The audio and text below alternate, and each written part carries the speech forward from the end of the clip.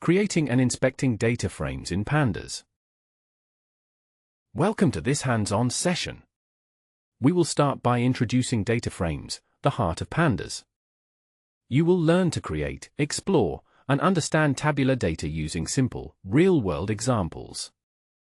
Let us dive in. Running the cell now.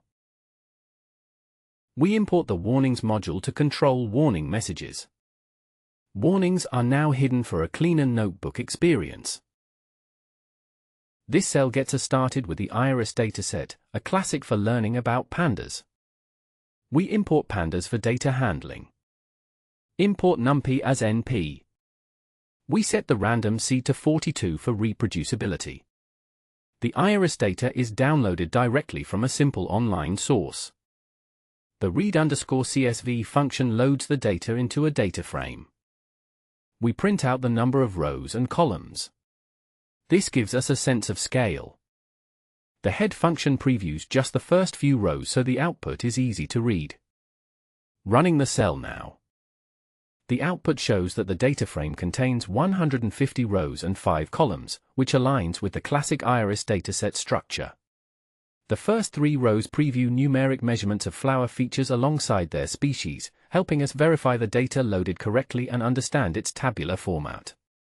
This step reinforces how to inspect basic data frame properties, shape and head, to get a quick overview of your dataset. Try peeking at the dataset with dot tail, too. How does it look at the bottom? What is a data frame? A data frame is like a table or spreadsheet in your notebook. Each column has a name and can hold different types of data. You can analyze, filter, sort, and visualize data easily with data frames. Running the cell now. Let us check out our data frame summary. This command shows column types, counts, and any missing values all at once. Running the cell now. This output shows a snapshot of the data frame structure, revealing it has 150 rows and 5 columns with names like sepal_length and species. Notice the data types. For columns contain numbers, float 64, while one holds text labels, object. This summary helps you quickly understand the shape and types of data you're working with, which is key for analyzing or manipulating the data frame effectively. What data type do you think that species column is? We can quickly list all the column names to see the structure. This helps you recognize the attributes available in the data. We can also print out the types of each column. This tells you which columns are numbers, text, or categories. Running the cell now. Here, we see the column names and their data types in the data frame, which acts like a label table. Notice that the first 4 columns contain numerical data, floats, while that species a column holds categorical data as objects. This helps us understand what kind of data each column stores, guiding how we might analyze or visualize it later. Imagine you want to analyze only numeric columns. Why could knowing types help? You do not always have to load data from a file. Let us make a small table using a Python dictionary. Each key becomes a column name. The values are lists representing each column's data. This column holds true or false for passing the test. Now we create a data frame from that dictionary. And finally, we print the result. Running the cell now. This output shows a simple data frame created from scratch, displaying 3 rows and 3 columns, name, score, and past. Notice how each column holds different types of data, text, numbers, and Boolean values, demonstrating how data frames organize mixed data neatly by columns. This helps set the foundation for analyzing and manipulating tabular data easily in later lessons. Try changing the names or numbers and see what happens when you rerun. Summarizing data frames.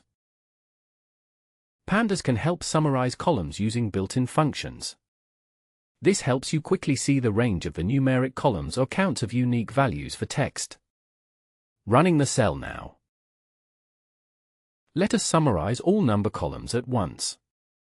This command provides counts, averages, minimum and maximum, and more for each number column. Running the cell now. This summary shows key statistics for each numeric column, like mean, standard deviation, and quartiles, giving a quick overview of the data distribution. Notice that all columns have 150 entries, confirming no missing values, and the ranges reveal how sepal and petal measurements vary. This output illustrates how .describe helps us understand numeric data characteristics at a glance. Check out the mean and standard deviation. How spread out do you think the numbers are? Now we can see how often each species appears. This is useful to spot most common or rare categories. Running the cell now. Here, the value_counts function quickly summarizes the species of column by counting each unique category. Notice that all three species appear exactly 50 times, showing the dataset is balanced across these classes. This demonstrates how to get a clear snapshot of text data distribution with just one line of code. Why could knowing the species distribution matter for your analysis? Indexing and selecting data. Pandas lets you grab specific rows or columns using labels or numbers. This way, you can focus on just the part of the data you need. Running the cell now. Let us select that sepal_length to column from the data frame. This extracts a one-dimensional series, which is like a single column from Excel. Here we show just the top entries for a quick look. Running the cell now.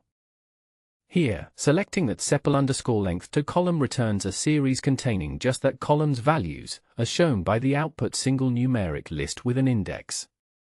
Notice how this narrows the data to one key feature, enabling focused analysis, which illustrates the power of indexing by column label in Pandas. Can you select the species column next? What do you notice? We can select several columns at once by passing their names in a list. This returns a new data frame containing just those columns. Let us preview a few rows. Running the cell now. Here, we've selected only that sepal_length and species of columns from the original data frame to create a smaller subset. Notice the output shows just these two columns for the first 5 rows, allowing us to focus specifically on sepal lengths and species without extra data.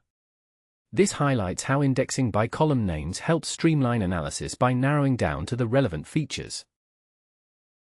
How might this help if you only care about a few attributes? Rows can be selected by number using iloc. Pandas starts counting at 0, so row 4 means the 5th row. Here is what the 5th flower's data looks like. Running the cell now. Here, we used iloc for to select the 5th row of the data frame by its position, not label.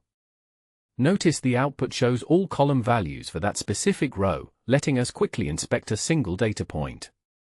This demonstrates how positional indexing helps you access exact rows efficiently when the label is unknown or irrelevant. Try selecting the 10th row, df.iloc 9. Filters let us quickly find data matching a rule. Here, we look for flowers where the sepal length is greater than 7. Only rows that meet this condition are shown. Running the cell now. This output shows the first few rows of flowers with a sepal length greater than 7.0, demonstrating how to filter data based on a condition. Notice these rows focus on the larger sepal lengths and include mostly Virginica species, highlighting how indexing helps you isolate and analyze specific subsets of your data. What other columns could you filter on? Try adjusting the rule for practice. Modifying data frames. You can add new columns, change values, or drop data as you clean and transform your data. Running the cell now. We can use existing columns to create new ones. Here, we create a new column called sepal_ratio by dividing length by width. This can be useful for comparing shapes or building new features. Running the cell now. This output shows the original sepal length and width alongside the new sepal_ratio column, which is the result of dividing length by width for each row. Notice how adding this calculated column helps enrich the data frame with derived insights, demonstrating how you can modify and enhance data for further analysis. See if you can create a petal_ratio column too. If you do not need a column anymore, you can drop it. The drop function removes the specified column from the data frame, showing just the first 2 rows to keep results small. Running the cell now. Here, you can see the data frame after removing the sepal_ratio column, which no longer appears in the output. This shows how the drop method helps clean data by eliminating unnecessary columns, leaving only the key features and species for analysis. Notice that the data frame shape has changed by 1 column, illustrating effective column management. Deleting unused columns helps avoid confusion in big projects. Quick practice, exploring data frames. Try using shape, head, and info on the df_simple data frame you made earlier. What do you notice compared to the main iris data frame? Running the cell now. Remember to pause the video if you want more time on this. Time for a quick input practice. We ask you to name a column you spot in the data frame. The response is checked to see if it matches an existing column. If you get it right, Pandas encourages you. If not, no worries, just check spelling and try again. This helps you get comfortable exploring real datasets. Running the cell now. This output confirms that the column name you entered matches one in the main iris data frame, reinforcing your familiarity with its structure. This quick check encourages you to actively engage with the data frame's columns, which is essential when exploring data using attributes like shape, head, and info. Recognizing valid column names helps ensure accurate data access and manipulation. Did you remember that column names are case-sensitive in Pandas? Recap what we covered. Creating data frames from real files and from scratch. Inspecting and summarizing columns. Selecting and filtering with labels and numbers. Adding and deleting columns to transform your data. This is the foundation for all Pandas analysis. Running the cell now. What next? Try these. Experiment with loading different datasets. Practice selecting and filtering columns and rows. Visualize your data frame using dot plot. If you enjoyed this lesson, subscribe for more Pandas tips and tutorials. Running the cell now. Thank you for learning with us. Tap the bell to catch our latest Pandas deep dives.